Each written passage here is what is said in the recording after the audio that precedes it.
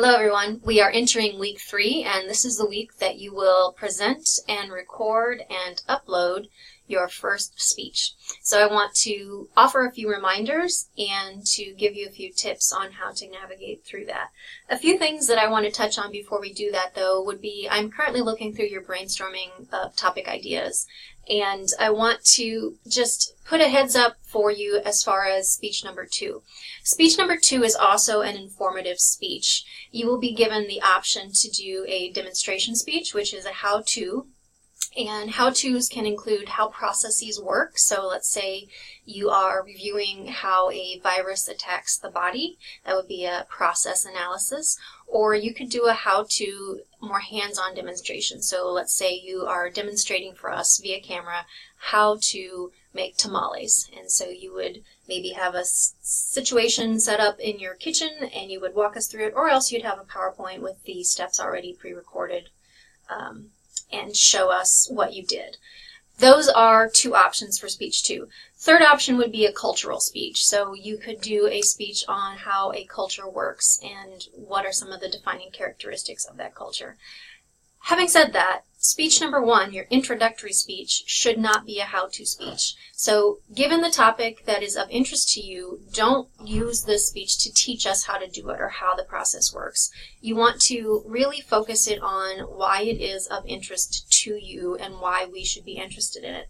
Obviously, in that regard, there would be some persuasive elements into it, but it's not necessarily a persuasive speech and it's not necessarily a demonstration speech. So there's this squishy area where you are introducing us to a topic that interests you, but also introducing yourself.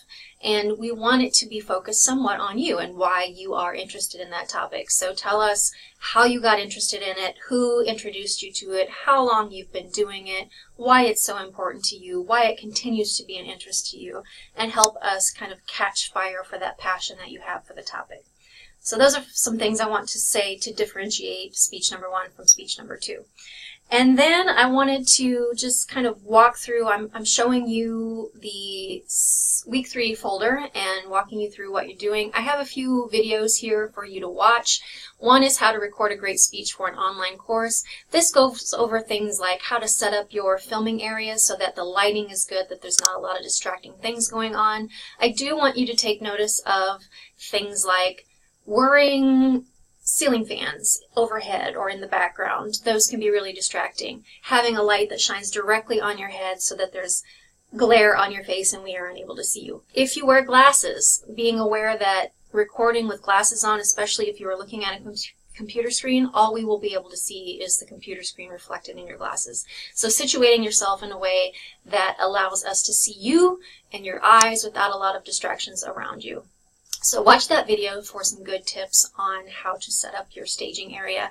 The next video is on dealing with speech anxiety. This is just an overview of the notion that we all get it. It's also called communication apprehension, and it is something that NBA players and opera singers and actors get too. It doesn't necessarily go away, but it lessens for a lot of it, and it's somewhat dependent on the situation. I get much more nervous when I have to speak to a group of my peers than I do when I have to go teach, because I've been teaching for so long that it's become much more comfortable for me and I don't get as nervous anymore. So check out those 2 videos. You are giving peer review feedback on your peers' practice speeches from last week, so everybody should have recorded a practice video. Click that link to give a couple of people at least 2 feedback on how you think they did. Consider as you give feedback that you are looking for things that they can do better. That doesn't mean that you have to fix their speech. It doesn't mean that you have to be super critical, but giving more than looks great, I love it, is helpful. When we receive feedback, we are hoping to improve and to grow. And when I get feedback, I want specific things on, you really did this well, but I wasn't as enthused with your attention getter. I feel like your transition 3 is a little bit sloppy. I want to know those things. So try to be honest, but kind as always. You do have chapter 8 and chapter 7 that you're doing this week. Then as you get down to the end, some information on research. Remember that I'm not expecting you to need to do research for this, since this is on a topic of something that interests you, and hopefully you know it very well. However, if you do need to incorporate research, you do need to tell us where that information is coming from, and you do need to do a bibliography, which is also called a references list or a works cited. If you're not familiar with any of those phrases that I've just thrown out, I have some links up there, but also get in touch with me, use the Learning Commons on campus, or submit to the Online Writing Center for some help with that, because you do need to do those. And finally, you do need to do a couple of extra things rather than just submit a video.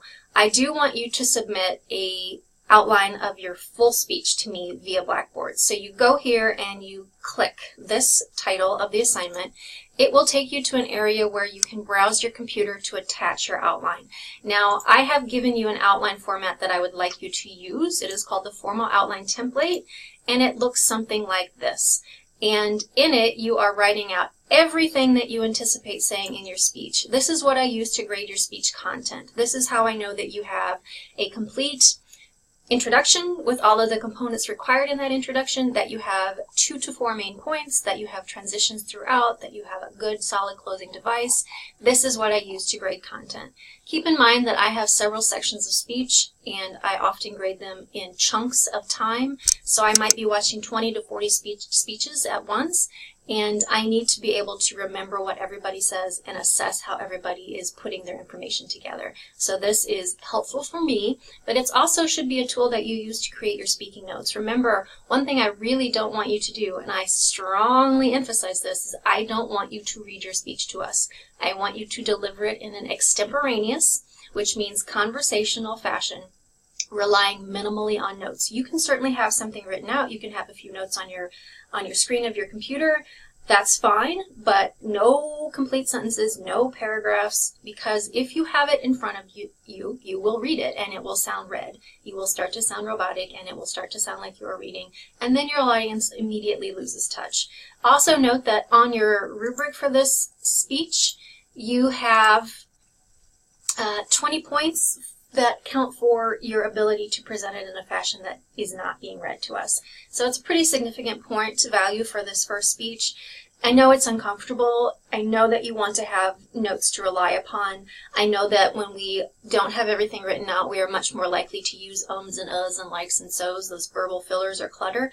I'm not as concerned about that with this first speech as I am with you just being able to connect to your audience. Look at your camera. Make conversation. You might not say everything that you wanted to say in your speech. You might miss a few details. Nobody's going to know but me and you. The rest of your audience members won't know. So please don't read to us. So, having said that, make sure you submit that outline with your entire speech written out there, but don't read from that speech. When you are ready, then you go to this link, you click it, and you upload, record your Speech 1 video. Now remember, you can either record through your computer, as I am doing. I have a webcam built in. I'm looking at the top of my screen here, and I am recording through my computer. You also have the option to record through a video camera or your phone. Keep in mind that depending on what kind of technology you're using, how long your video is, how many images, if any, you have, your file size can be somewhat large, and that can take some time to upload. So I implore you not to wait until 11:55 on the night that it's due to try to upload your video, because chances are it will take longer than that, and then your assignment will be late. So give yourself some time, maybe do some practice, and making sure that you know where to go, how to upload, and approximately how much time it's going to take. I would try to get this uploaded before 10 o'clock that night that it's due, just because you don't want to be staying up fretting on a Sunday night making sure that the file is loading.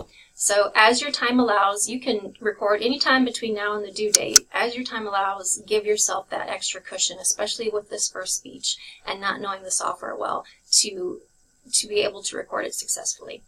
And Speech 2 comes right on the heels of Speech 1, because we have only 12 weeks together and we have to keep moving. So take a look at Speech 2. It goes over those topics that I just briefly summarized at the beginning of this, and think about what you might want to do your next informative demonstration speech on.